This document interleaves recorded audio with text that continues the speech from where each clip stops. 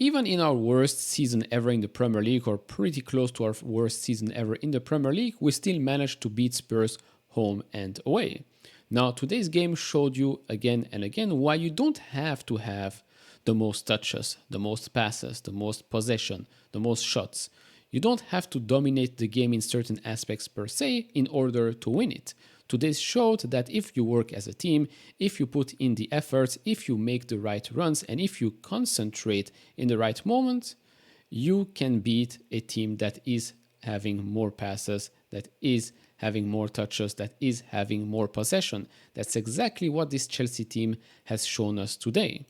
Now, before diving a bit deeper into the stats, the couple of comments that were made by Pochettino at the end of the game, I do want to say one thing. First of all, thank you. Thank you everyone that has been subscribing to the channel lately, and thank you to all the funny Bruno Fernandes comments. No, me and Bruno are not related, but obrigado nonetheless. I do want to start off with this. The banner for Conor Gallagher, Chelsea since birth.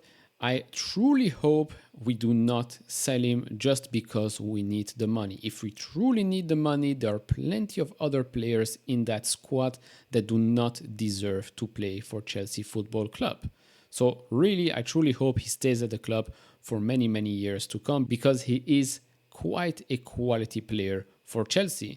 Second of all, look at that bench. I don't think I've seen a worse Chelsea bench in my life. I'm not saying these are bad players, but this is just, we spent $1 billion and this is our bench. This just shows you the current situation with regards to injuries. It's quite bad.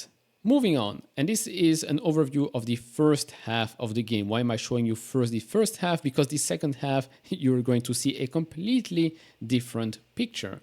Right now, the game here is pretty balanced, although we are winning 1-0. If you look at the heat map, it's pretty clear where Spurs were attacking us. They were using Pedro Porro, they were using Johnson, they were attacking that side of the pitch. And so if you look at the Chelsea side, you can see that they are very well positioned on the left and on the right side, but of course pressing as well higher up on the field, especially with Madueke.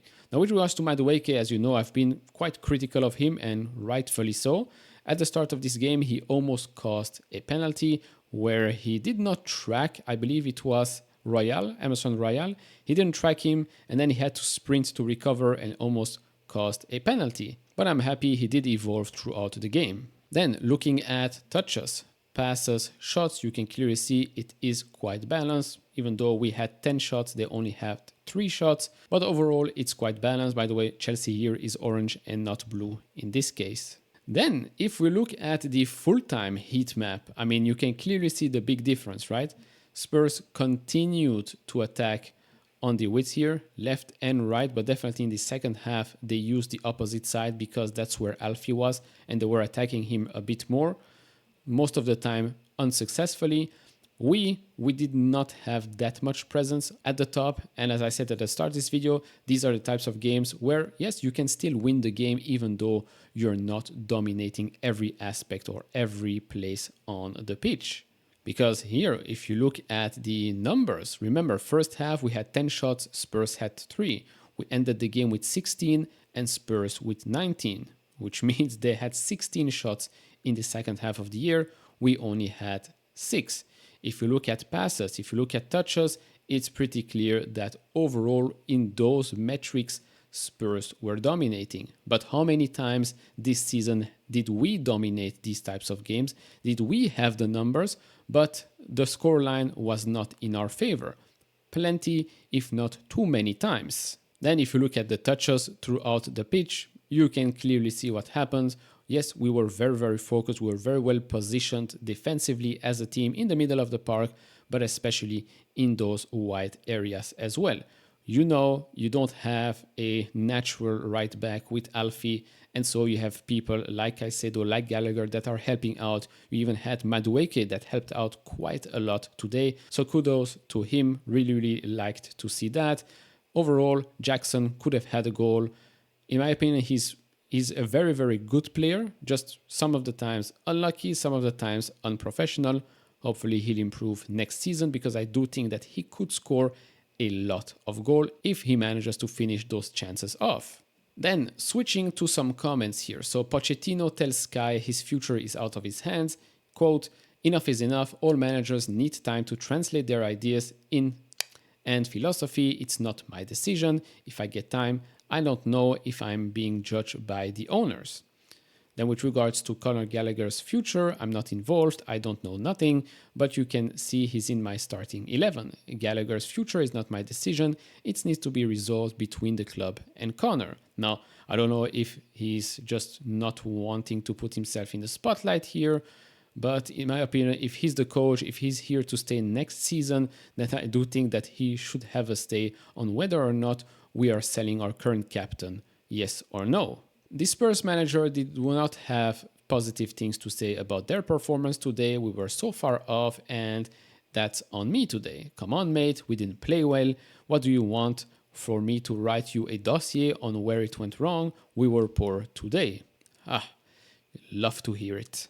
Moving on to some more quotes by Pochettino here during the press conference. So first one, today was an easy selection for us because of the injuries, but we showed it's not about names in football, it's about being competitive and behaving like a team. In my opinion, it's very necessary to add experience this summer. Continue by saying, I think it's my first time in the season that I feel so happy because it's the moment that after 10 months the team starts to realize that we need to compete, and today we competed really well. I don't want to jump the gun here because in a couple of days we are playing West Ham, so hopefully they won't underperform during that game. With regards to Trevor Chalobah and Conor Gallagher, they were fantastic players that grew in this club, come through the academy system. They have the capacity in this type of game to give a little bit more because it's emotional, and this is why you should not be selling these two players. In my opinion, if you want to sell a center back, sell Fofana, but then again, who would want to buy that guy? I don't know. Last thing here, Noni Madueke today, unbelievable. He did a fantastic job with the ball and without the ball. He helped Alfie defend, and that is what we needed for the future to build the spirit to be very competitive. And even the other youngsters that came on the pitch, in my opinion, they performed well. I mean, I think the Achampong made more blocks than any other Chelsea player on the pitch, and he was only on for 12 minutes or so. So solid performance there. Pretty happy for them, for him especially, to make his debut, because I think the other one already made one in a cup game or not. I might be mistaken, but I'm happy for these lads. Now, with regards to the table right now, we're still sitting 8th. We are 2 points away from Newcastle, 3 points from Manchester United, who sit 6th, and 9 points from Spurs. Now, Manchester United still have to play against Newcastle and against Arsenal, and I still think that Tottenham have some big games ahead against Liverpool and maybe another big team, but I'm not sure.